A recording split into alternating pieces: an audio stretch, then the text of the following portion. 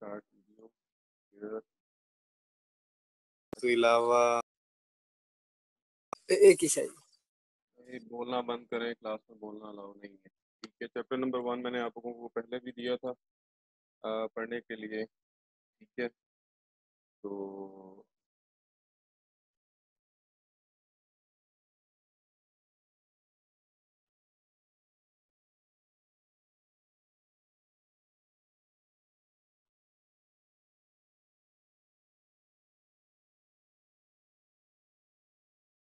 आपका session start करने लगा हूँ। और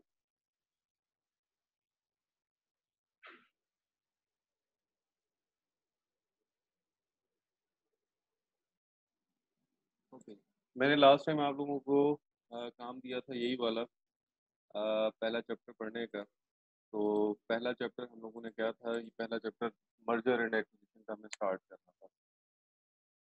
पहले जो हम लोग चीज़ें पढ़ के आए हैं बेसिकली वो वैल्यूएशंस थी कंपनी के प्रोजेक्ट्स की। देखें, जब कंपनी बड़ी हो जाती है तो बड़ी होने के बाद उससे अपना बिजनेस एक्सपैंड करना है। जब बिजनेस एक्सपैंड करना है तो पहला तरीकाकार होता है कि आप प्रोजेक्ट्स की तरफ जाएं। जैसे नॉर्मली क्या होता है कि जिस तरह अगर मार्केटिंग वालों की तरफ से देखें तो हम पहले काम करते हैं कि अपनी प्रोडक्ट लाइन को इंक्रीज करें, फिर ब्रांड्स की चेन बनाएं। जब ये सारे काम हम कर लेते हैं तो फिर हम मूव करते हैं अपने सप्लायर और वेंडर्स की तरफ। जो चीज़ हम वेंडर से ले रहे हैं हम फिर उनको खुद बनाना शुरू करते हैं। अब बनाने के दो तरीके हैं, या तो ये है कि हम अपना पूरा प्लांट लगाएं, पहला तरीका, जो कि नॉर्मली कॉस्टली भी पड़ता है और आपको दोबारा से मार्केट गेन करने में मुश्किल हो जाती है। आसान तरीका ये है कि या तो आप अपने वेंडर को मर्ज कर लें अपने अंदर, या उसको टेक ओवर कर लें। ठीक है, अब जब आप किसी चीज़ को मर्ज करते हैं या टेक ओवर करते हैं तो अल्टीमेटली आपको उसके अगेंस्ट पेमेंट तो करनी करनी है। ठीक है, तो उस पेमेंट को कैसे वैल्यूएट करना है वो भी जाहिर सी बात है, कॉर्पोरेट फाइनेंस का हिस्सा है कि आपने कोई चीज़ परचेज करनी है। अब ये परचेज कोई कमोडिटी तो नहीं है, ये जो परचेज है अब ये बेसिकली एक कंपनी की परचेज है जिसके स्टॉक्स भी होंगे, हो सकता है उसके कुछ एसेट्स भी हों। तो ये सारी चीज़ें जब हम लोग परचेज करने लगेंगे तो हम उसको वैल्यूएट करेंगे। उसकी वैल्यूएशन से पहले हमारे लिए ज़रूरी है कि हम उसका कुछ प्रैक्टिकल पोर्शन देख लें। तो प्रैक्टिकल पोर्शन हमने मर्जर एंड एक्विजिशन का स्टार्ट किया। लेट्स सी, अब देखते हैं कि हम कहाँ तक पहुँच सकते हैं। कुछ वैल्यूएशन अभी मैंने एज़ पर कंटेंट एलएमएस पे डाल भी दी है, अगर आप देखें वहाँ जाके तो आपको उसमें पड़ी हुई है। ठीक है, तो वहाँ जाके हम लोग उससे उसके कंटेंट उठा सकते हैं। ठीक है, चैप्टर नंबर 1 ने पहले असाइनमेंट में दिया था चेंजिंग फोर्स ऑफ मर्जर्स। देखें, मर्जर के मुतालिक मैंने आपको कहा कि merger basically expansion of business है। एक तो ये है कि आप खुद एक्सपैंड कर रहे हो, दूसरा ये है कि कोई फर्म, कोई कंपनी या तो डिफॉल्ट की तरफ जा रही है या बंद होने जा रही है, तो वो आपको या किसी भी बिडर को अपनी तरफ अट्रैक्ट करेंगे ताकि आप जो है उनकी कंपनी को परचेज करें। तो this is all about merger. Basically merger में बेसिकली होता ही यही है कि आप या तो बड़ी फर्म बनाना चाहते हैं, दो छोटी फर्म है ए, फॉर एग्जांपल ए फर्म है, एक फर्म बी है। तो ये फर्म्स जो हैं बेसिकली अगर आपस में मर्ज कर लेती हैं तो ये बड़ी फर्म के तौर पे सामने है। ठीक है, तो that's why merger is one of the thing जहां आप बेसिकली अपनी बिजनेस एक्सपेंशन कर रहे हो। स्टिल अभी तक लोग आ रहे हैं, 10 बज के 10 मिनट हो गए हैं, तो खुदा का नाम आने 10 बजे का टाइम मतलब 10। अच्छा, ये आपके सामने अगर आप स्क्रीन को देखें तो यहाँ हमारे पास कुछ फिगर्स दी हुई हैं उन्होंने। क्या कहते हैं, यूएस डोमेस्टिक है, वर्ल्ड वाइड है, रेस्ट ऑफ द वर्ल्ड है। तो ये total in terms of dollar है, मिलियन डॉलर्स है, कितने की ट्रांजेक्शन यहाँ परफॉर्म हुई है, चेंज लिखा हुआ है यानी उसमें कितना परसेंटेज उन्होंने ग्रो किया या डिक्लाइन किया। ये सारी फिगरेटिव चीज़ें हैं, आप इसको देख सकते हैं। ये कुछ फर्म्स की उन्होंने एग्जांपल दी हुई है, जैसे एओएल है, अमेरिकन ऑनलाइन, बड़ी पुरानी फर्म है, बड़ी कहते हैं शुरू शुरू में इंटरनेट की बड़ी जो सप्लायर था एओएल था सबसे बड़ा। अब खत्म हो गया तो मल्टीपल सप्लायर्स आ गए। एक्जॉन था, एक्जॉन मोबाइल था, एक्जॉन खत्म हो गया, लेकिन ये बड़े बड़े फर्म्स हैं। अच्छा, पाकिस्तान के अगर हम यही एग्जांपल लें तो पाकिस्तान में 93 से पाकिस्तान में सबसे ज़्यादा जो मर्जर हुए हैं सिंस 92 93, वो सबसे ज़्यादा फाइनेंशियल सेक्टर में हुआ। ठीक है, फाइनेंशियल सेक्टर का जब हम नाम लेते हैं तो फाइनेंशियल सेक्टर का मतलब होता है कि आप बात कर रहे हैं इंश्योरेंस फर्म्स की, आप बात कर रहे हैं म्यूचुअल फंड कंपनीज की, आप बात कर रहे हैं एसेट मैनेजमेंट फर्म्स की, आप बात कर रहे हैं बैंक्स की, आप बात कर रहे हैं डेवलपमेंटल फाइनेंशियल इंस्टीट्यूशन। ये 5 तरह के हमारे पास फाइनेंशियल फर्म्स पाकिस्तान के अंदर मौजूद हैं। ये पांचों तरह की जो फर्म्स हैं इनमें सबसे ज़्यादा मर्जर हुआ।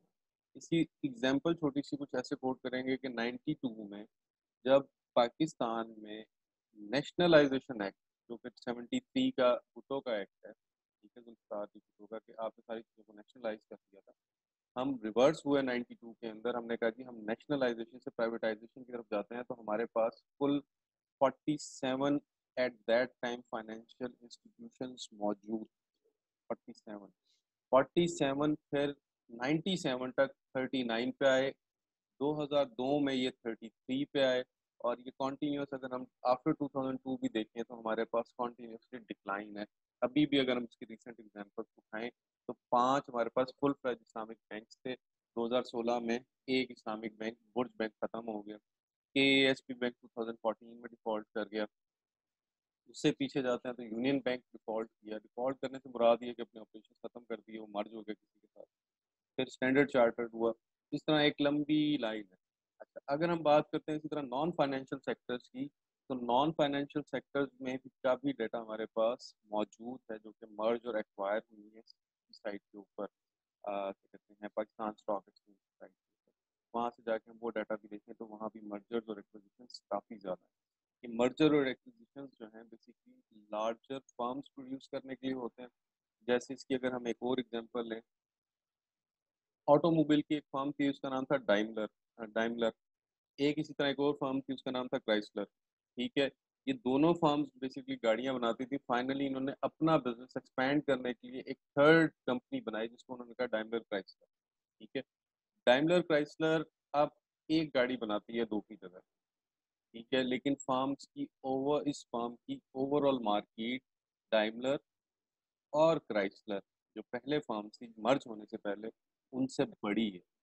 इनकी प्रोडक्शन कॉस्ट उन दोनों की कॉस्ट से कम है, लिहाजा इन्होंने मर्ज किया। मर्ज करने के बाद बिगर फर्म प्रोड्यूस हुई। साइनर्जी का एक कॉन्सेप्ट अभी आगे आएगा। साइनर्जी प्रोड्यूस हुई, यानी कि पहले एक फर्म कॉस्ट बियर करती थी, दूसरी फर्म भी कॉस्ट बियर करती थी। जब हमने इन दोनों फर्म्स को इकट्ठा कर लिया तो हमारे पास एक थर्ड फर्म प्रोड्यूस हुई, जिसकी कॉस्ट प्रीवियस टू फर्म से कम थी, लिहाजा जिसको हम कहते हैं इकोनॉमी ऑफ स्केल, तो वो भी मर्जर और एक्विजिशन से प्रोड्यूस होती है। यहाँ से हम कंटिन्यू करेंगे। कंटिन्यू करने के बाद अगर हम यहाँ आते हैं तो हम देखते हैं जी चेंजिंग फोर्सेस, कौन सी ऐसी चीज़ें हैं जिसकी वजह से हम मर्जर और एक्विजिशन की तरफ जाते हैं। वेरी फर्स्ट, ये लिखिए, द पेस ऑफ टेक्नोलॉजी। मेरा ख्याल है हमारी बात, जो आप लोगों की जनरेशन है, उन्होंने टेक्नोलॉजी की जो स्विफ्ट है वो बहुत शार्पली देखी है। आप देखें कि एंड्रॉयड 2010 में हमने पहली दफ़ा देखा, और आज 2020 के अंदर एंड्रॉयड के अंदर वो फैसिलिटीज़ अवेलेबल हैं जो आपके सामने। आपका मोबाइल, बहुत से लोग अभी भी जो ऑनलाइन क्लास ले रहे हैं वो सारे मोबाइल्स के ऊपर ले रहे हैं। ठीक है, cost of communication, previously back in 2000, ठीक है, when I was in matric, 2000 में 1 घंटा इंटरनेट इस्तेमाल करने के 20 रुपए होते थे। एनोटेट मत करें ये कौन है। 2000 में 1 घंटा नेट इंटरनेट 1 घंटा इंटरनेट इस्तेमाल करने के 20 आप अगर, तो हम वही चीज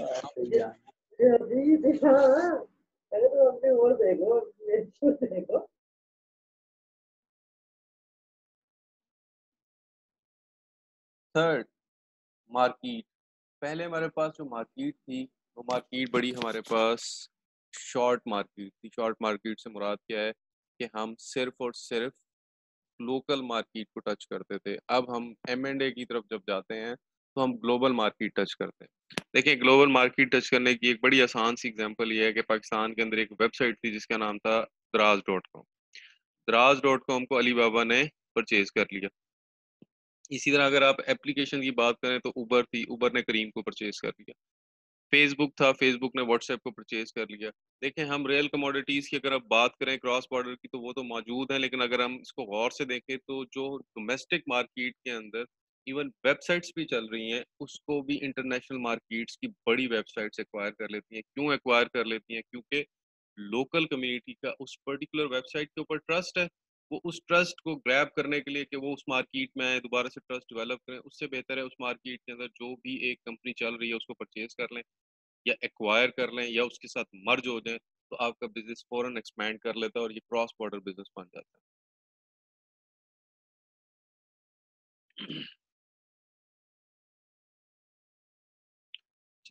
हम यहाँ से आगे चलते हैं।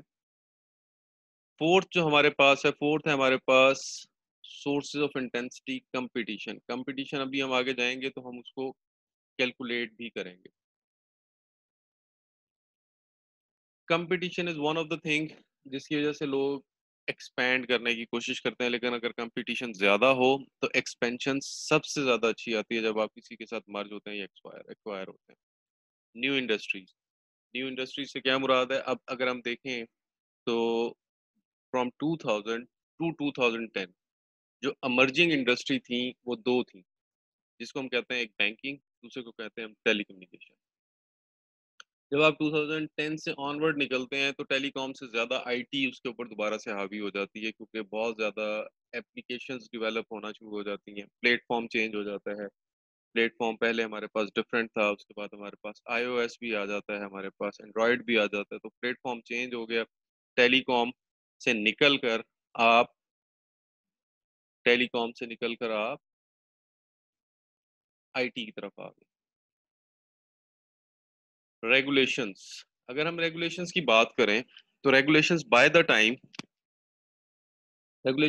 टाइम हमारे पास रिलैक्स हो रही है, इसको हम कहते हैं लिबरलाइज़ेशन, ठीक है? लिबरलाइज़ेशन कैसे? कि हमारे पास स्टेट बैंक ने 2006 में लिबरलाइजेशन की।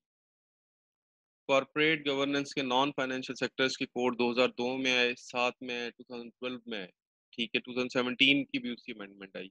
ये लिबरलाइजेशन या रेगुलेशंस क्यों आ रहे हैं? इसलिए आ रहे हैं ताकि आप अपनी कंपनीज को एक्सपैंड कर सकें, आप मैक्सिमम बिजनेस को ग्रो कर सकें। फेवरेबल इकोनॉमिक्स, फेवरेबल इकोनॉमिक का क्या मतलब है कि जी इकोनॉमिक कंडीशंस जो हैं वो आपको फेवर कर रही हैं। अगर हम रिसर्च की या थोड़ी-सी वो करते हैं, क्या कहते हैं, इसके अंदर इंक्लूड करते हैं, तो हमें ये पता चलेगा कि जो जीडीपी है, जिसको हम इकोनॉमिक ग्रोथ के उस पे लेके आते हैं, तो GDP is one of the thing कि जो आपके नॉर्मली जो बिज़नेस उस एरिया में डेवलप हो रहे होते हैं, उनको सपोर्ट करती है। आसान ज़बान में इस तरह से कि higher GDP rate will significantly improve business of that particular area। या अगर हम रिलेशनशिप की ज़बान में इसकी बात करें तो हम कहेंगे कि there is a positive significant relationship between GDP and growth of business, ठीक है? तो जो ग्रोथ ऑफ बिजनेस है that is highly dependent on economic growth. Next हमारे पास स्ट्रॉन्ग इकोनॉमिक ग्रोथ, ये सारी चीज़ें उसी के साथ रेलिवेंट है। उसके बाद है जी inequalities. Inequalities one of the drawback, ठीक है? इनइक्वालिटीज़ क्यों, नॉर्मली आप लोगों ने सुना भी होगा, पढ़ा भी होगा। वो क्या कहते हैं? वो ये कहते हैं कि जी क्योंकि जो वेल्थ है वो एक साइड पे मूव कर रही है, तो दूसरी साइड आपकी जो है डिप्राइव हो रही है। There is a huge gap between wealthier people and poor people, जो कि नहीं होना चाहिए, लेकिन इनइक्वालिटीज इसलिए प्रोड्यूस हो रही हैं because this is all about ideas. Next हमारे पास valuation relationship of equity. Equity के मुतालिक हम वैसे भी बड़ी बात करते हैं, जैसे हम अकाउंटिंग की अगर बात करते हैं तो अकाउंटिंग के अंदर हमने स्टार्ट ही यहीं से लिया होता है कि पहली एंट्री हम यही करते हैं कि कैश डेबिट करते हैं, इक्विटी क्रेडिट करते हैं। लेटर ऑन उस इक्विटी को हम डेवलप करते करते, लर्न करते करते हम शेयर्स के ऊपर आ जाते हैं। शेयर्स की बात करते हैं, शेयर्स कैसे फ्लोट करते हैं, फिर शेयर्स की टाइप क्या है, कॉमन स्टॉक है, प्रेफर्ड स्टॉक है, आप इसको कैसे रिटर्न प्रोवाइड करेंगे। उसके बाद हम बात करते हैं जी इक्विटी के राइट्स होते हैं। ये सारी बातें क्यों आई? ये इसलिए आई क्योंकि हमारे पास अब इक्विटी उस तरह से नहीं रही। जैसे पहले आप मेजर इन्वेस्टमेंट करते थे, लेकिन अब इक्विटी ऐसी है कि आप शेयर परचेज़ कर लेते हैं, उसके ऊपर रिटर्न आता है, तो उस शेयर के भी कुछ ना कुछ राइट्स हैं। तो उस राइट्स के अगेंस्ट अगर आप किसी फर्म को परचेज़ करना चाह रहे हैं, तो उनको वैल्यूएट करना किस तरीके से करना है, प्रीमियम कितना देना है, अगर कोई स्टॉक होल्डर है उसको कितने रुपए का शेयर उसने परचेज़ किया, कितने रुपए का आप परचेज़ करेंगे, प्रीमियम कैसे दिया जाएगा, कितना दिया जाएगा, किसको दिया जाएगा, ये सारा कुछ वैल्यूएट होता है। It is not that easy कि अगर आप किसी फर्म के साथ मर्ज कर रहे हैं या एक्वायर कर रहे हैं और वो इक्विटी बेस्ड फर्म है, यानी उसके पास कॉमन स्टॉक और प्रेफर्ड स्टॉक है, तो आप डायरेक्ट जाके उसको पैसे इन्वेस्ट करेंगे और उस फर्म के मालिक बन जाएँगे, ऐसा नहीं होता। इसलिए नहीं होता क्योंकि अब आपकी इन्वेस्टमेंट डिस्ट्रीब्यूटेड है। डिस्ट्रीब्यूटेड क्यों है? क्योंकि इक्विटी बेस्ड है। जब इक्विटी बेस की हम बात करेंगे तो इसका मतलब है शेयर्स आपके स्प्रेड हुए हुए हैं। जब शेयर्स आपके स्प्रेड हुए हुए हैं तो इसका मतलब है कि आपने हर शेयर होल्डर के राइट का ख्याल कर, ठीक है? अच्छा, यहाँ से हम आगे चलते हैं, ये इसके अंदर एग्ज़ाम्पल्स हैं। अच्छा जी, कॉन्सिक्वेंसेज़ ऑफ चेंजिंग फोर्सेस के क्या कॉन्सिक्वेंसेज़ हैं, ये देख सकते हैं आप। Expansion and growth, forms of adjustment activities. Expansion and growth, merger की ट्रांजैक्शंस जो हैं आपको one economic unit from two और मोर प्रीवियस यूनिट्स। मर्जर की ट्रांजैक्शंस आपको कहती यही है कि जहां आपके पास एक से ज्यादा फर्म्स मिलके एक फर्म बनाती है, that is called merger. Tender offer, tender offer का मतलब होता है कि जब आप किसी फर्म को परचेज करने जाते हैं तो आपको ऑफर करवाती है। इसको हम ज़्यादा आसान एग्जांपल में इस तरह से समझ सकते हैं कि नॉर्मली न्यूज़पेपर के अंदर टेंडर्स आते हैं, ठीक है जी। टेंडर्स का क्या मतलब है? टेंडर्स का मतलब है कि आपने कुछ चीज़ें प्रोवाइड करनी है और वो चीज़ें क्या प्रोवाइड करनी है वो उस टेंडर में लिखी होती है। सिमिलरली एक कंपनी अपना टेंडर ऑफर इश्यू करती है कि I want to sell myself, मेरा मेरे पास इतने नंबर ऑफ शेयर्स हैं या मेरे पास इतने एसेट्स हैं, मैं इनको सेल आउट करना चाहता हूँ या चाहती हूँ, जो भी फर्म है, तो वो अपनी एक प्राइस ऑफर करते हैं, उसके अगेंस्ट फिर बिडिंग आती है। Joint ventures, joint ventures means एक सब बिजनेस प्रोड्यूस करना, दो फर्म्स या दो से ज्यादा फर्म्स का किसी एक पर्टिकुलर एरिया के अंदर जहां वो मिल के काम करेंगे, ठीक है। जॉइंट वेंचर्स की नॉर्मल एग्जांपल्स इस तरह होती हैं जैसे दो या दो से ज्यादा फर्म्स आके आपके कंट्री के अंदर ऑयल एक्सप्लोरेशन करें, जिसकी आपके पास लेटेस्ट एग्जांपल केकड़ा 1 केकड़ा 2 के अंदर ऑयल एक्सप्लोरेशन हुई थी, जिसमें एक्सॉन मोबिल भी था और एक और कैनेडियन फर्म थी वो भी थी। तो दो या दो से ज़्यादा फर्म बेसिकली मर्ज नहीं हुई, लेकिन एक बिज़नेस के ऊपर आके उन्होंने एक जॉइंट वेंचर किया कि हाँ, इसको हम काम करें। सप्लायर नेटवर्क, सप्लायर नेटवर्क की एग्जांपल ये है जैसे आपके पास मोबिलिंक और क्या कहते हैं, मोबिलिंक जैज़ है, हमारे पास यूफ़ोन है, हमारे पास टेलीनॉर है। ये सारी फर्म्स जो हैं बेसिकली ये थर्ड पार्टी कॉन्ट्रैक्टर करती हैं। थर्ड पार्टी कॉन्ट्रैक्ट में होता क्या है कि ये थर्ड पार्टी को एंगेज करते हैं, जो कि बेसिकली इटसेल्फ ना यूफ़ोन है, ना वो मोबिलिंक है, ना ही वो टेलीनॉर है। लेकिन वो इस थर्ड पार्टी के साथ काम क्या करते हैं कि उनको कहते हैं कि हमारे बिहाफ़ पे आप नेटवर्क को एक्सपैंड करें, टावर्स लगाएँ, जितने भी आपके पास नेटवर्क के इश्यूज़ आते हैं, उनको जो है रिज़ॉल्व करें। तो ये सारा काम बेसिकली नेटवर्क सप्लायर के। इसी तरह अलायंसेस, अलायंसेस क्या होता है कि मोर इन्फॉर्मल इंटर बिज़नेस रिलेशनशिप, आप कुछ अलायंस प्रोड्यूस कर लेते हैं, जैसे कि अगर हम एक सादा सी एग्जांपल है, लेट्स से हम मुल्तान के अंदर बिज़नेस कर रहे हैं, ठीक है जी, हमारे पास कंपेटिटर भी, हम किसी कंपेटिटर के साथ अलायंस कर लेते हैं कि जी इस एरिया के अंदर आपके जितने क्लाइंट होंगे उनको मैं सर्व करूँगा और दूसरा एरिया जो मेरा वीक होगा उसका वो एरिया मैं अपने उस अलायंसी को दे दूँगा कि इस एरिया के अंदर मेरे जितने क्लाइंट हैं आप उनको सर्व करें। तो इससे होगा क्या? इससे आपकी कॉस्ट प्रोड्यूस खत्म हो जाएगी। जैसे लेट्स से हम कहते हैं कि हमारे पास एक गुलगश्त का एरिया है और एक हमारे पास इंडस्ट्रियल स्टेट या गार्डन टाउन का एरिया है। हमारे गार्डन टाउन के क्लाइंट्स कम है, गुलगश्त में ज़्यादा है, तो हम किसी के साथ अलायंस कर लेंगे। हम उनको कहेंगे कि जी आप मेरे जो गार्डन टाउन के क्लाइंट्स हैं आप उनको सर्व करें। इन रिस्पॉन्स आपके जितने क्लाइंट्स गुलगश्त में होंगे मैं उनको सपोर्ट करूँगा या सर्व करूँगा।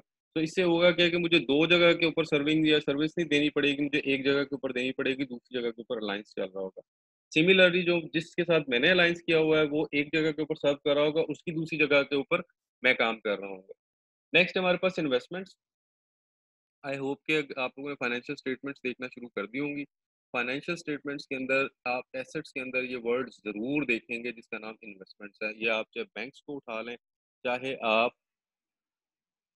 उसको उठा लें, ये इन्वेस्टमेंट।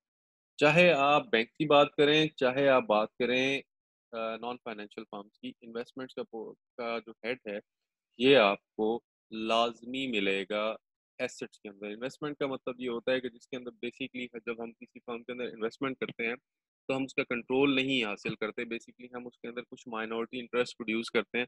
ये नेक्स्ट लेक्चर में मैं आपको आप जो आपका एफआरए का सब्जेक्ट है, उसके अंदर एक छोटी-सी डिटेल है इन्वेस्टमेंट्स की और कंसोलिडेशन की, वो मैं आपको लाज़मी करवाऊँगा। तो लेक्चर आप लोगों ने नेक्स्ट मिस नहीं करना, ठीक है? तो हम इन्वेस्टमेंट्स को देखेंगे। ये मैं आपको जस्ट ये बता रहा हूँ कि फर्म्स जो हैं बेसिकली इन्वेस्टमेंट करती हैं।